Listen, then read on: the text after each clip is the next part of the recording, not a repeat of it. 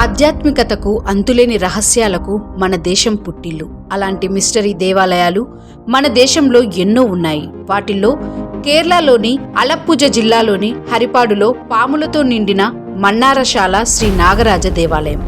అయినప్పటికీ భక్తులు మాత్రం ఎలాంటి భయం లేకుండా అక్కడికి వెళ్తుంటారు. మన్నారశాల శ్రీ నాగరాజ ఆలయం దక్షిణ భారతదేశంలోని అత్యంత పవిత్ర పుణ్యక్షేత్రాలలో ఒకటి.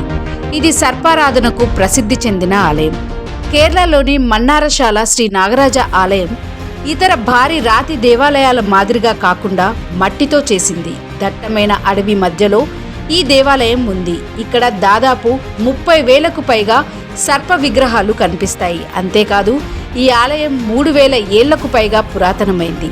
మరో విశేషం ఏంటంటే ఇక్కడ ప్రధాన పూజారి పురుషుడు కాదు, బ్రాహ్మణ ఇంట స్త్రీ పూజారిగా ఉంటుంది. ఆమెను వలియమ్మ అని పిలుస్తారు. ఆమెను సాక్షాత్తు సర్పదేవత ప్రతినిధిగా పరిగణిస్తారు. గుడిలో అన్ని ఆచారాలను వలియమ్మ నిర్వహిస్తుంది. అయితే ఈ గుడిలో నమ్మలేని ఎన్నో రహస్యాలు ఉన్నాయి. అవేంటో ఇక్కడ చూద్దాం.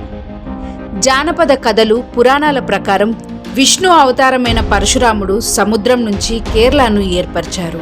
దీని ఫలితంగా సముద్రం నీరు ఉపసంహరించుకొని విషాన్ని మిగిల్చేసింది.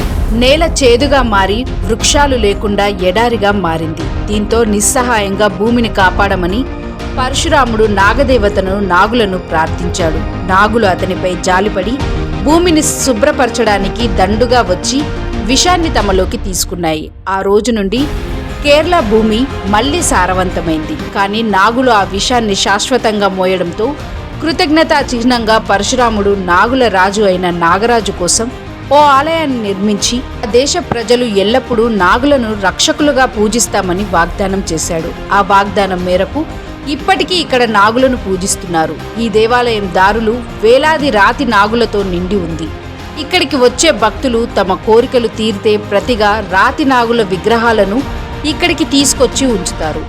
మలయాళ మాసం తులంలో అంటే అక్టోబర్, నవంబర్లో జరుపుకునే మన్నారశాల ఐల్యం పండుగ ఈ ఆలయంలో అత్యంత ముఖ్యమైన ఉత్సవం.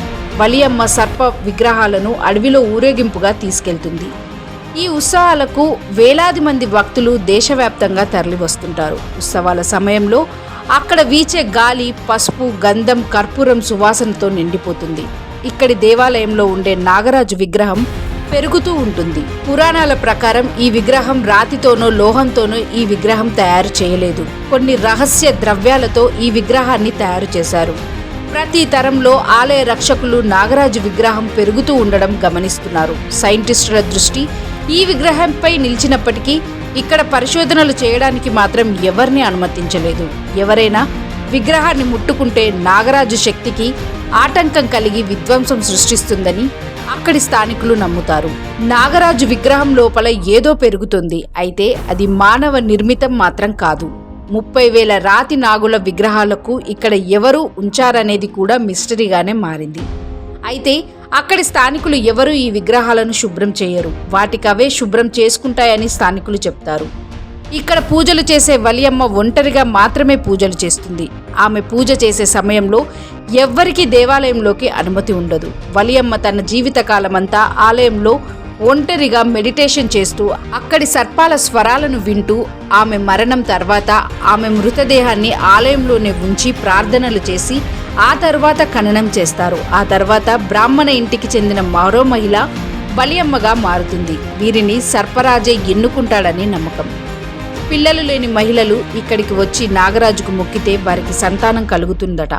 ఇక్కడ పసుపు కలిపిన పాలు పూజ అనంతరం సదరు మహిళలకు అందిస్తారు.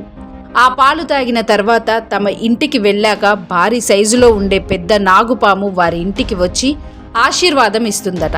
అయితే ఇది కలలో కాదు, నిజంగానే వారంతా తమ ఇంటికి భారీ సైజులో ఉండే నాగుపాము వచ్చిందని తాము చూశామని అధిక మంది మహిళలు చెప్పడం విశేషం. అయితే తాము చూసిన పాము ఎలాంటి హాని తలపెట్టకుండా ఆశీర్వదించి వెళ్ళినట్లు తెలిపారు. తమకు సంతానం కలిగిన తర్వాత రాతి సర్పం విగ్రహం మన్నారశాల దేవాలయంకి తీసుకువచ్చి అక్కడ ఉంచడం ఆనవాయితీగా వస్తుంది. అంతేకాదు ప్రతిరోజు సూర్యాస్తమయం తర్వాత ఈ దేవాలయం పూర్తిగా మూసేస్తారు. ఆ దరిదాపులకు కూడా ఎవరూ వెళ్లరు. ఆలయ రక్షకులుగా అక్కడ వేలాది సర్పాలు కాపలా కాస్తుంటాయని, ఈ సమయంలో ఆలయంలో నాగసర్పాలు సంచరిస్తుంటాయని వాటికి అంతరాయం కలుగుతుందని నమ్ముతారు.